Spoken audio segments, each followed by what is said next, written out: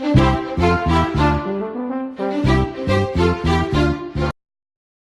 소개받은 손승준이라고 합니다. 제가 오늘 말씀드릴 내용은 호주의 DC형 연금시장 발전과 임금교육이라는 주제인데, 강청인 사장님께서 예전부터 이제 교육에 관심이 많으셨고, 지금 이제 연금교육 쪽에 관심을 많이 가지고 계신데, 생각보다 연금교육 관련된 뭐 이렇게 자료나 데이터나 이런 것들이 잘 없습니다. 그래서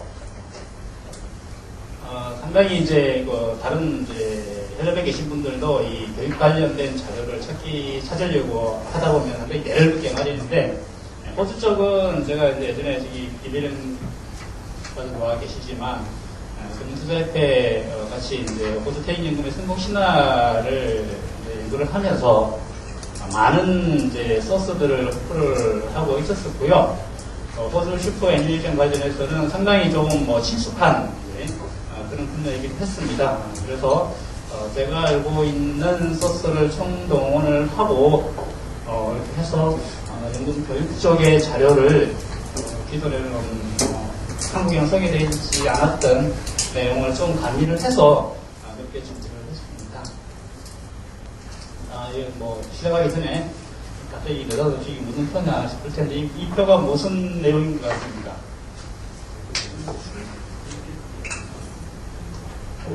리우 올림픽, 월드컵이 아니고요. 올림픽 아시아 축구 최종 예선전 성적표입니다. ABCD죠. 성적표인데, D자에 보면 호주가 있어요. 호주는 오세아니아주이지 않습니까? 근데 축구 올림픽 월드컵 예선은 아시아에 와서 하고 있습니다. 이게 타당하다고 보십니까? 다른 종목 보세요. 호주 다 오세아니아주에서 그 예선을 합니다. 근데 유독 축구만 아시아에서 하는데, 그 이유가 뭐냐? 축구가 여러 스포츠 종목 중에서 가장 세계화가 잘 돼 있는 종목이고, 아시아에서도 여러 종목이 인기가 있지만 축구가 그나마 평균적으로 가장 인기가 많은 종목이다. 이렇게 이제 판단을 하고, 호주가 노리는 게 뭐냐면 아시아 금융허브입니다. 홍콩, 싱가포르. 서울은 예전에 아시아 금융허브가 되겠다라고 크게 떠들썩하다가 지금 자체를 감추고 없죠. 싱가포르하고 홍콩과 경쟁하기 위해서 오래전부터 호주 정부에서는 아시아 금융 허브 전략을 이제 추구하고 있는데, 호주의 장점이 뭐냐? 일단 영어를 쓴다. 국제 공용어인 영어가 일상적으로 쓰는 용어이고, 두 번째는 아시아 지역과 시간대가 거의 같다라는 거죠. 우리하고 하면 시차가 2시간 정도 차이 나나요? 그 차이가 없고, 우리 낮 시간에 저쪽 낮이고 상당히 좋은 환경을 가지고 있다고 하면 있죠.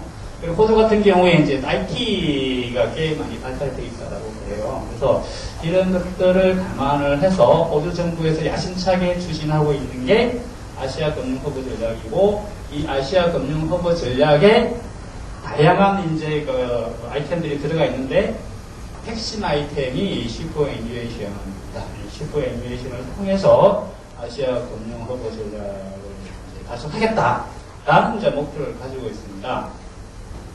그러다 보니 이제 호주 정부에서 이 슈퍼 애니메이션에 대해서 정책적 지원이 우리가 상상할 수 없을 정도로 상당히 파격적인 그런 내용들이 이제 포함이 되어 있다고 생각합니다. 저도 잘 몰랐는데 정리하다 보니까 위키로 보면 북한이 이제 8강에 올랐는데, 이무일패로 2점인데 승점이 2점인데 8강에 올랐어요.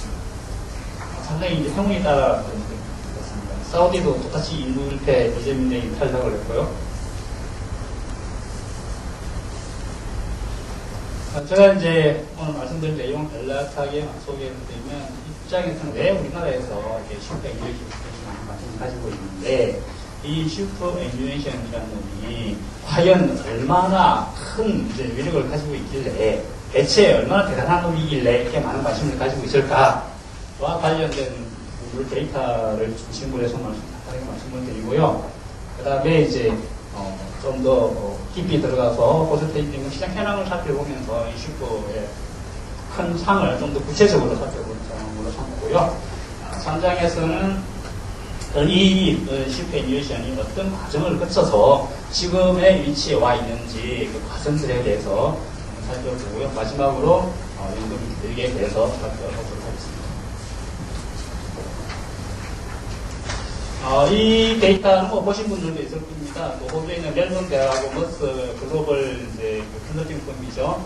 이 두 개의 기관이 합작을 해서 글로벌 펜션 인덱스라는 걸 만들고 있는데 최근 이제 데이터입니다. 이게 보시면 호주가 이제 B뿔이죠. B뿔이고 미주가 보면 BCBC 되죠.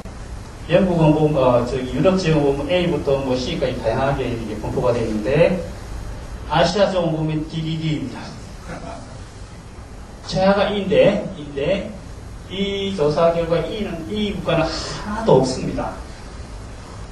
이제 한중일이 이제 콘트랙트가 D인데 A가 덴마크하고 네덜란드죠. 뭐 더 이상 이건 아무럴 데가 없다. 이 정도고요.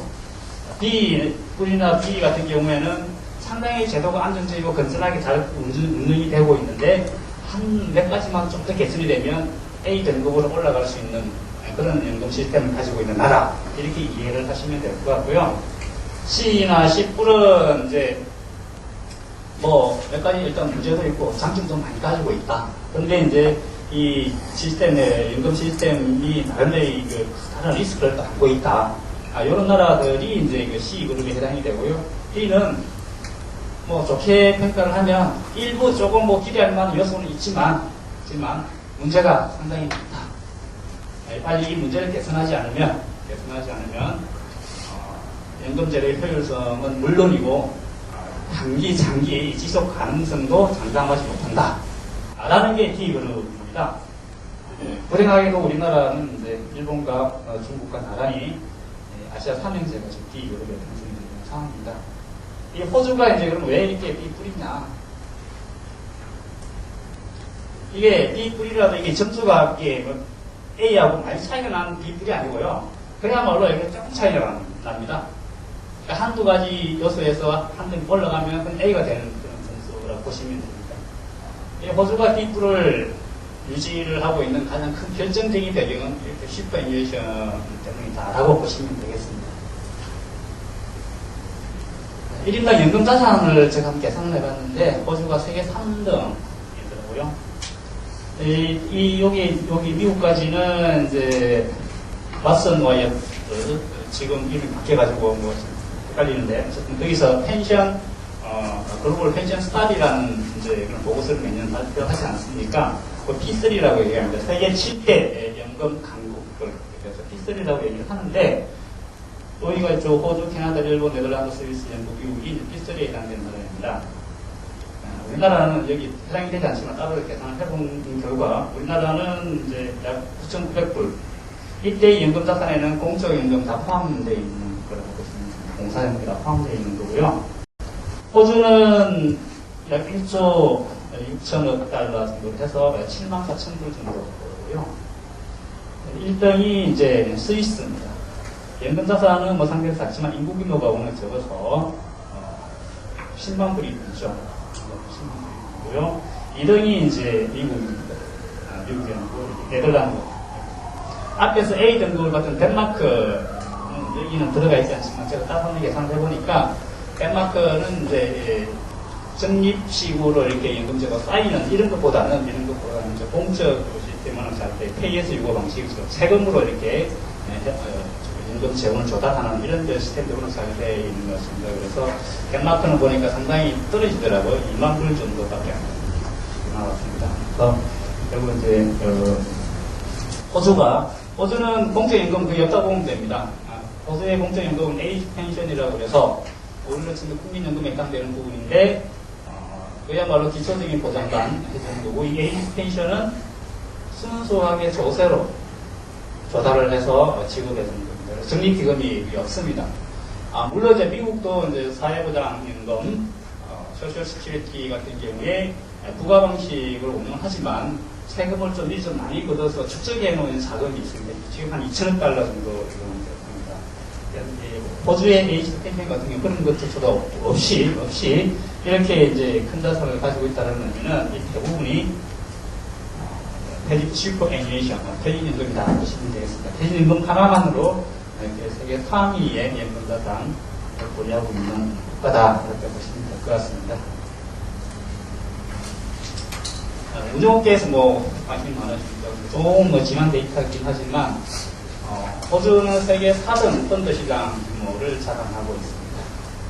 여기에도 결정적인 배경은 슈퍼라고 보시면 되고요. 1등이 이제 미국, 룩셈부르크가 2등, 3등이 프랑스인데 룩셈부르크 같은 경우 여객 시장을 해서 자기네 연금 시장에 의해서 이렇게 됐다라기보다는 다른 이제 이유로 인해서 이득이 됐다 보시면 되고 실제적으로는 호주가 3등이라고 보셔도 무방하지 않을까 싶습니다.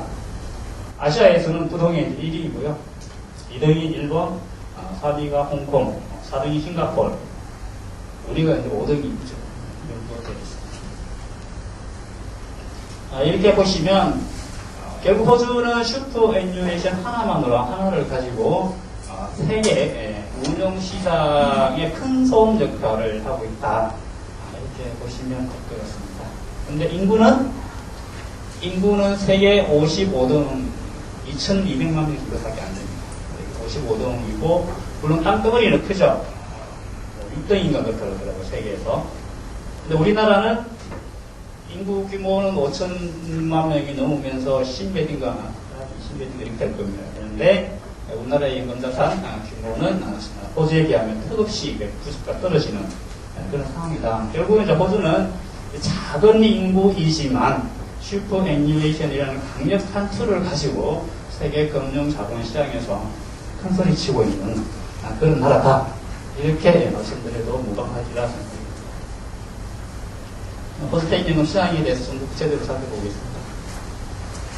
이게 이제 가입률 현황입니다. 저기 슈퍼 펀드라는 용어를 썼는데, 호주의 슈퍼 애니메이션 공식 용어는 슈퍼 애니메이션 개런티, 법적인 용어는 슈퍼 애니메이션 개런티, 줄여서 FG라고 하고요. 또 줄여서 그냥 슈퍼라고도 얘기를 합니다. 우리 그 전방 슈퍼, 똑같은 용어로 보시면 되는데, 또 어떤 데는 슈퍼 펀드라고 이렇게 지칭하기도 하고요. 저는 편의상 슈퍼라고 줄이면 좋긴 한데 우리 그 슈퍼마켓하고는 유사해서 그냥 슈퍼 펀드라고 이렇게 줄여서 부르기로 하겠습니다. 보시면 87년도에 가입률이 민간은 32% 정도, 공적 부분이 63% 정도였습니다. 이 부분이 이제 이때 무슨 일이 있었나 그러면 생산 보상연금이라고 해서 이렇게 좀 중강제적인 그런 제도가 도입됐는데 이때 이후에 큰 폭으로 이렇게 증가를 하다가 92년 7월 달에 슈퍼 애니메이션 개런티, 지금 제가 말씀드리는 슈퍼 펀드가 도입이 됩니다. 다시 한 번 더 공공 부분은 크게 변화가 없지만 민간 부분 가입률이 큰 폭으로 올라갑니다. 그래서 생산 보상연금 도입 전하고 지금하고 비교를 해보면 거의 공공 부분은 한 1.5배, 민간 부분은 약 3배 수준으로 가입률이 급격하게 높아지는 그런 현상들을 우리가 눈으로 확인할 수가 있겠습니다. 최근의 데이터는 이 숫자하고 큰 차이는 없다고 보시면 되고요. 그러면 왜 이제 100%가 아니고 6밖에 안 되느냐, 이런 의문을 가질 수가 있는데 여기에 대한 명쾌한 해석은 어디에도 제가 확인을 할 수가 없었지만 유추하건대 슈퍼 애니메이션이라는 돼 있는 건 플랜이 강제가입 제도에 있긴 하지만 예외 조항도 있다라는 거죠. 예를 들어서 월 임금이 450불 이하이거나